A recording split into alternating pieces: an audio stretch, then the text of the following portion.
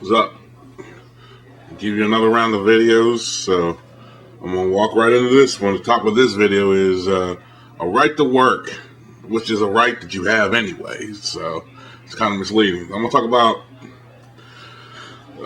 states like the scams are called right to work. It's like there's these states that call themselves right to work, and they say they're much better than the states that aren't right to work, and they're guaranteed, like basically they're guaranteeing you a right to work. Now, see, here's where my problem is with this wording. You have a right to work in all 50 states and all U.S. territories. There's nothing saying that you can't work. I mean, when I say that you can, I'm talking about as long as you're physically able. I don't mean doctor. I mean, as long as you're physically able to work, there's nothing saying that you can't work. You're guaranteed a right to work in every state.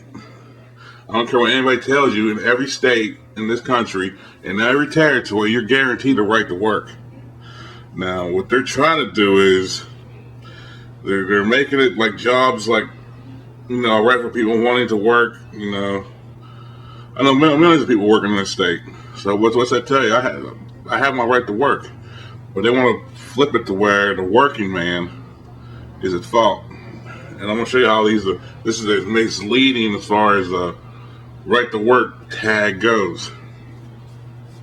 Imagine billionaires enjoying country club benefits, but not paying country club prices, like membership fees. Club will go broke. And this is what they wanted to do to collective bargaining. If your place of employment has collective bargaining, then the majority of the people there decided it was needed.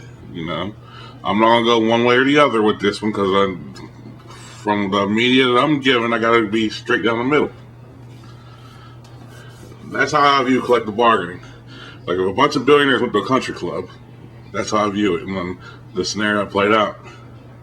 Now, here's how the right to work is kind of misleading as far as overall, because the state with the highest unemployment is Nevada. At 14, well, this is back a couple months ago. This is when I did all this research, so it might not be right now. But back then, the state with the highest unemployment was Nevada, which was at a 14.9, almost 15%. And that's the right to work state. Florida was third at 12%, and that's the right to work state. I think the second one was Michigan. I'm not sure if they're not a right to work state. So, what is it? Is it the right to work state? Is it collective bargaining's at fault? Is it being a right to work? Now, since those states are right to work and have the highest unemployment, should they say go to collective bargaining? It's kind of like, and the bad part about collective bargaining workers make a lot more.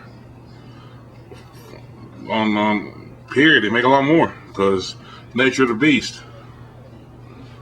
And workplace deaths or 52.9 or 53, somewhere in that range. 52.5, between 52.5 and 53% workplace deaths are higher in right to work states.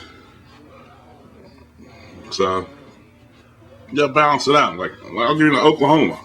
Oklahoma went this route in '01, and everything I'm saying is researchable. It's all you gotta do is research it. But they never experienced the benefits when they went to right to work that these politicians promised them.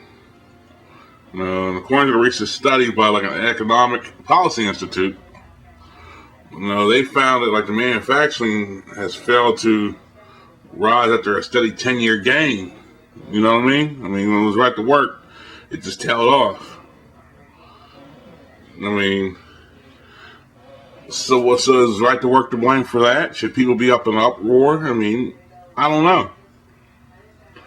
No, it doesn't attract anything. It doesn't solve your state budgets. It doesn't improve your employment. It just offers a lower standard. To me, it offers a lower standard for the workers.